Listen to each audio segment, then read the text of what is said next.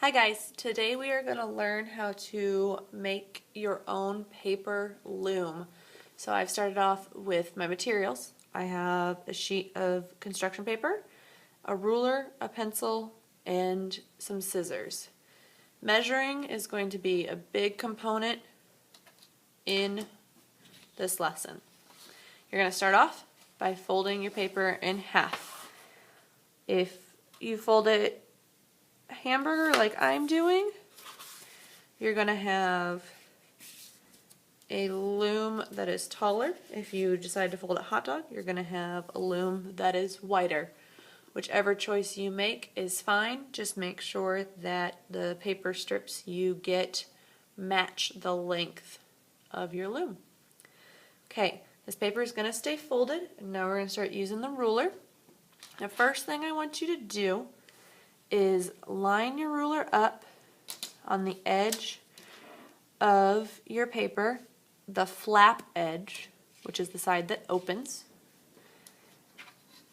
and kind of make those numbers set right on that edge, and then draw a line.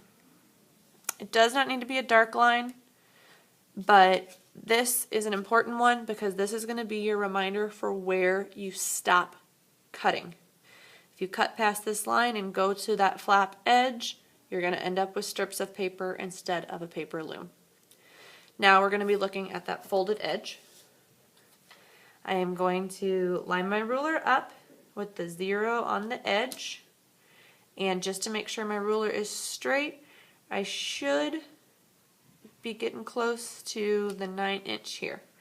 And I am going to make a mark every inch. And by making a mark, you just make a small tally. Those tallies are going to help you draw your longer lines in a moment. Okay. Notice I didn't make one on the edge of either side. I don't want to cut there, so I don't need to make a mark. If you look closely, you'll see the 8 marks I have. I'm going to turn my paper because it's going to make it easier for me to draw straight lines with turning it. Now I'm going to be lining my ruler up with the edge of my paper and my tally.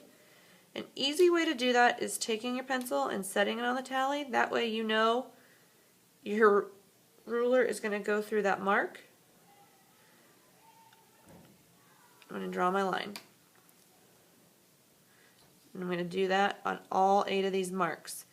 Also making sure that your ruler is straight. That is lining up the 0. For me, it's lining it up with the 6 because I had a 12" paper. Folded in half is 6 inches. If you grabbed a different size paper, your measurements will be different. And it is okay if your pencil marks show on this side.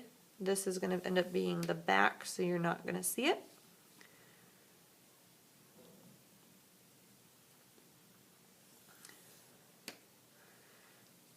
You might notice that on some of them I've gone past that scissor stop line, on some I haven't. It's up to you which you do. I'm not necessarily doing it on purpose, but I just have to make sure when I cut I'm not going through it, because that will make me sad because I'll end up with strips of paper. And that's not what I need. I need a loom.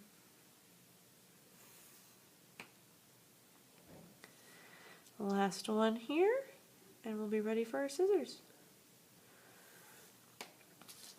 Okay, before cutting, just kind of get a good look at your lines. If any of them look really wonky, you might want to re-line up your ruler to check them, because maybe it was accidentally diagonal and so you're not going to be cutting the wrong lines. If you get diagonal lines in here, it's not the end of the world, but it does make it more difficult to weave. So you want to try to make these as straight as possible. Alright, let's start cutting. I am starting on the folded edge. I'm going to cut all the way to that stop line, which is that first pencil line that we made.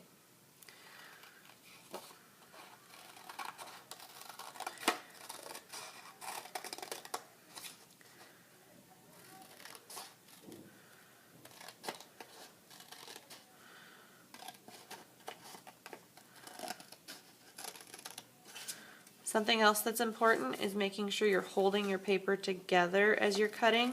If you're letting the fold get wonky, your cuts are going to be wonky.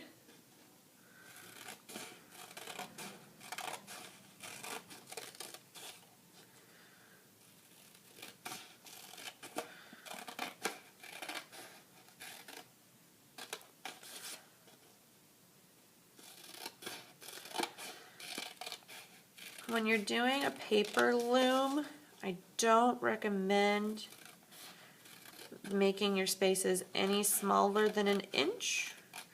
If you do choose to make them wider, it is a little easier, and it might give you a different look if your loom strips are wider than your paper strips. But typically when you are going to weave, if I did 1-inch strips here, I'm going to use 1-inch strips to weave with. Alright, my loom is all done, so now I'm ready to unfold it, and I am ready for weaving.